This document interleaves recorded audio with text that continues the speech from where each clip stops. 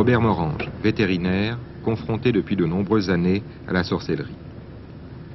Ces phénomènes ésotériques n'existent que chez certains de nos clients. Ils vous rejettent, ces clients. Ces clients nous rejettent. Ah oui, il y en a carrément qui nous rejettent. C'est le vétérinaire qui jette un sort parce que c'est le vétérinaire qui profite. Alors de là à dire que c'est nous qui jetons le sort pour qu'on puisse, si vous voulez, profiter de la situation, il n'y a qu'un pas. Et alors, nous sommes interdits de séjour, encore une fois, dans certaines exploitations. Pour ce vétérinaire, les maladies mystérieuses pourraient être identifiées, mais le prix des recherches et analyses en laboratoire dépasserait alors celui de la bête. Il est donc plus économique de l'envoyer à l'abattoir. Cette solution permet au doute de subsister. Pour moi, il n'y a pas de mystère. Je connais, moi, personnellement, des lois mathématiques et des lois biologiques. Hein. Les lois mathématiques, c'est la loi des séries. Bon, celle-ci, elle est bien connue. Un malheur n'arrive jamais seul, jamais 203. Bon, ça, c'est l'expression, si vous voulez, qui traduit la loi mathématique de la loi des séries. Et les lois biologiques, c'est également un petit peu la même chose. Lorsqu'un microbe a pris dans une exploitation une certaine virulence, eh bien, tout le monde sait, par exemple, des épidémies de mammites, tout le monde sait bien que ça ne se limite pas toujours à une bête, un animal, ça en prend d'autres. Alors, il ne faut tout de même pas croire à ce moment-là que ce sont les voisins ou que c'est un voisin qui vous jette un sort. C'est uniquement une loi tout à fait naturelle, biologiquement parlant, ou mathématiquement parlant, qui intervient, et c'est tout. À la Société d'ethnographie du Limousin, Maurice Robert, ethnologue, spécialiste des croyances populaires.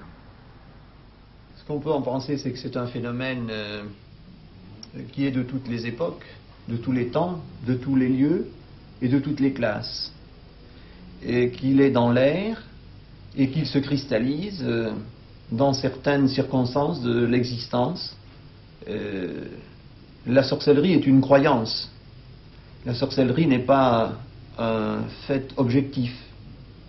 Elle est la manière de répondre à une situation dangereuse, douloureuse ou dramatique, répétée généralement, et insoluble par d'autres moyens, en particulier par les moyens de la raison ou de la science. Le professeur Jean-Marie Léger, psychiatre, étudie depuis 15 ans les phénomènes de sorcellerie en Limousin et dans d'autres régions. Il résume le fonctionnement de la croyance au mauvais sort au niveau de la pensée. C'est un système que l'on appelle le système de pensée magique et qui caractérise d'abord la pensée enfantine. L'enfant attribue à des objets sans puissance et sans valeur une force qui lui permet d'assouvir ses désirs. Ce sont des sortes de substituts parentaux, enfin des objets qui remplacent les parents et qu'il va manipuler, auxquels il va attribuer un pouvoir tout puissant. C'est là ses origines. Et alors on voit chez l'adulte une tendance à utiliser ce système de pensée, c'est-à-dire ce recours à des forces extérieures à lui qu'il ne vérifie pas, qu'il ne connaît pas, qu'il ne cerne pas, pour justement résoudre des désirs et des difficultés qui sont inexplicables par des normes scientifiques qu'il possède ou par des explications rationnelles qu'il a à sa disposition. Alors, si vous voulez, je crois que le système de pensée magique, c'est une sorte de pensée de secours, au sens de roue de secours, si vous voulez, qui est utilisée dans les moments de désarroi ou dans les systèmes qui ne sont pas accessibles à une explication logique. Elle se réfère toujours à des objets extérieurs qui prennent de la sorte une puissance qu'ils n'ont pas en eux-mêmes. Ce sont les couennes de cochon. Ce sont les couennes de cochon, par exemple. C'est peut-être une pomme, c'est peut-être une amulette de quelque ordre que ce soit. Regardez, c'est du sel. Du sel béni, du sel ordinaire béni. Oui. Alors, derrière mon coussin, ma femme et moi, on a chacun un petit sac, un peu plus grand que ça. Dessous, il me dit, il faudra mettre dessous votre traversée. Tenir du sel partout. Et avec ça, il dit, personne ne pourra agir dessus. Ça veut dire aussi qu'on n'a pas grandi. Je crois qu'il faut, effectivement, mais vous savez, je crois qu'il y a un grand principe en psychologie, disons, dynamique, tel que Freud l'a montré. Vous savez que quand un sujet se trouve dans une situation difficile, qui ne peut pas être réglé par son système de pensée rationnel, eh bien, il régresse. C'est-à-dire qu'il a recours aux systèmes de pensée qui ont réussi dans son enfance.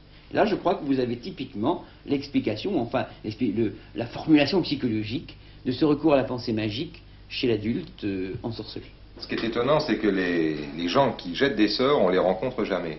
Ah non, mais tu ne peux pas les rencontrer. Est-ce qu'ils existent bien?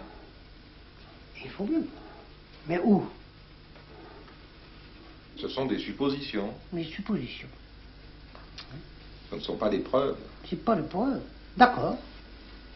C'est bien ton avis. D'accord. On ne peut pas le prouver. Maurice Robert, l'avez-vous rencontré, ce sorcier? Non, mais personne n'a dû le rencontrer. Tout le monde le cherche et personne ne le rencontre. On le suppose, on l'imagine, et celui qui se croit ensorcelé, après avoir essayé tous les moyens à sa disposition, y compris les moyens scientifiques et médicaux, va, en définitive, toujours trouver le médiateur qui est chargé de confirmer sa croyance à la sorcellerie. Et à partir du moment où cette croyance est confirmée, le sorcier existe bien. Il suffit de le désigner. Et on le désigne toujours, dans son entourage généralement. Il est très rare qu'une personne vienne vous voir en vous disant « Écoutez, je suis envoûtée, je ne sais pas qui ». En principe, 99 fois sur 100, la personne vous dit « Voilà, j'ai un tel qui m'en veut, je suis sûr qu'elle m'a jeté un sort. » Ou qu'elle m'a fait jeter un sort par quelqu'un. Le sorcier, c'est l'autre. Le sorcier, c'est toujours l'autre. Le sorcier n'est qu'une représentation, et nous sommes peut-être, le sorcier de quelqu'un, pour quelqu'un. Mais les gens qui vous lancent du mal, vous les connaissez, puisqu'on vous a dit qui c'était. Oui, mais là, j'ai pas le témoin, je ne veux pas en causer qui c'est. Parce que j'ai pas de témoin, je ne peux pas vous le dire. Oui, mais est-ce que vous en avez parlé à ces personnes-là? Non. Non. Mais vous devriez peut-être, non? Non. Non. On se veut mal, on ne peut pas. Puis il me dirait pourquoi vous me dites ça. Oui, c'est ça. C'est une chose très grave si on avait des témoins. Très souvent, on dit que souvent c'est un proche qui est en question. Et on dit, bon, ben, on fréquentait ces personnes, on était très proches de ces personnes, on avait des rapports très fréquents, et puis on s'est aperçu qu'il était persécuteur, et on le met à l'écart. Qu'en était-il réellement des relations antérieures? Et est-ce que ce n'était pas une sorte de système de compensation, de système permettant de maintenir des relations malgré une tension qui existait déjà? Je pense que c'est peut-être une opération vérité.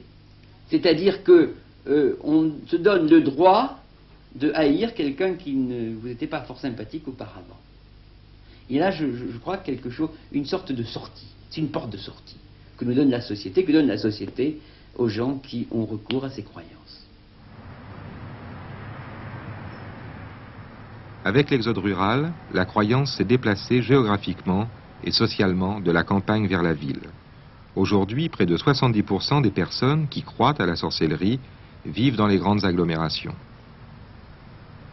J'ai été soupçonnée de sorcellerie, je dirais même formellement accusée de sorcellerie par des voisins, par des amis, par des relations qui, je suppose, ont été trouvés à un quelconque exorciste commerçant qui leur a confirmé leurs pensées.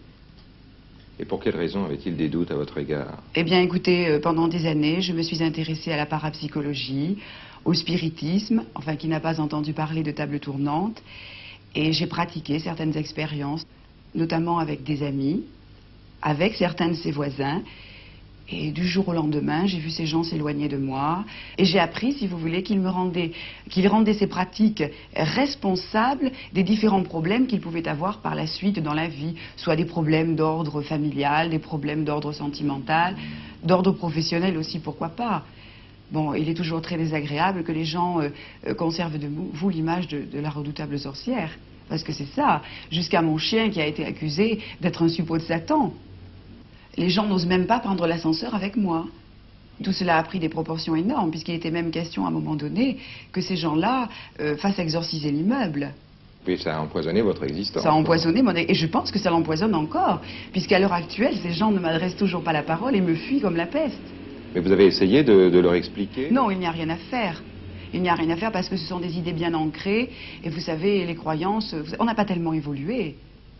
Il y a 300 ans, on brûlait les gens sur un bûcher. Bon, si ces pratiques sont abolies à l'heure actuelle, les pensées, les dires des gens, les envies restent les mêmes. Cette haine, cette agressivité n'est nullement dirigée directement à l'encontre du persécuteur, mais est en quelque sorte dirigée à travers un rituel qui diminue son intensité. Elle est filtrée. Elle est filtrée, mais aussi, elle est en quelque sorte socialisée. Et autrement dit, par la sorcellerie, on peut à la fois être agressif vis-à-vis de quelqu'un, tout en respectant les normes, qui sont naturellement d'éviter le passage à l'acte et l'agression physique directe. Mais un autre élément est également significatif, c'est le mauvais œil, la jouvence. Le mal jouvant n'est pas responsable du mal qu'il fait à l'autre. Il le fait fortuitement et malgré soi. Alors, on en veut peut-être au mauvais sort, mais on n'en peut pas en vouloir personnellement à celui qui, du fait de ses caractéristiques physiques ou morales, vous a donné un sort. Il est là comme élément indispensable à tout un système. Donc, vous voyez, je crois que si la sorcellerie a des aspects négatifs, tout au moins c'est ce qu'on lui doit reprocher, il faut quand même reconnaître qu'elle participe à le maintien d'un équilibre social, qui est peut-être un équilibre à minima, mais qui néanmoins est un équilibre. Que pensez-vous des témoignages que nous avons recueillis? Les témoignages comportent tous, sauf sujet qui veut faire une mystification, une part de vérité. Mais une vérité qui est toujours le fait d'une interprétation en fonction de la personne qui le raconte. Et c'est ainsi que vous savez fort bien que les témoignages sont différents suivant les témoins qui les rapportent. Un même événement peut prendre des dimensions diverses suivant le témoin. Alors je crois que dans le témoignage, il y a ces deux données, cet aspect de rapport à la réalité, à la vérité, mais aussi cette interprétation personnelle. Je dirais que chacun a sa vérité.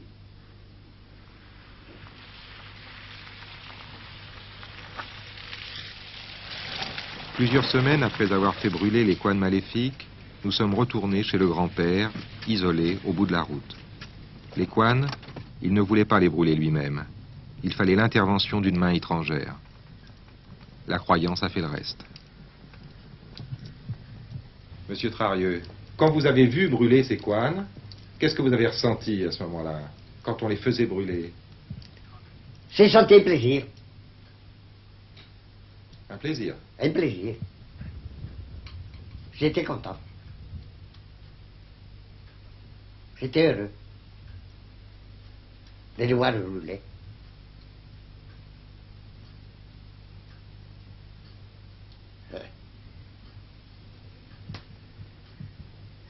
Et après le soir, je me suis allé coucher bien content. Et le lendemain, je me suis réveillé bien content. Et depuis, toujours.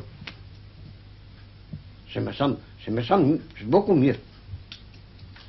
Mais il me semble qu'il y a quelque chose qui m'a desserré, qui m'a lassé. Je ne suis plus le même. Du reste, vous le voyez.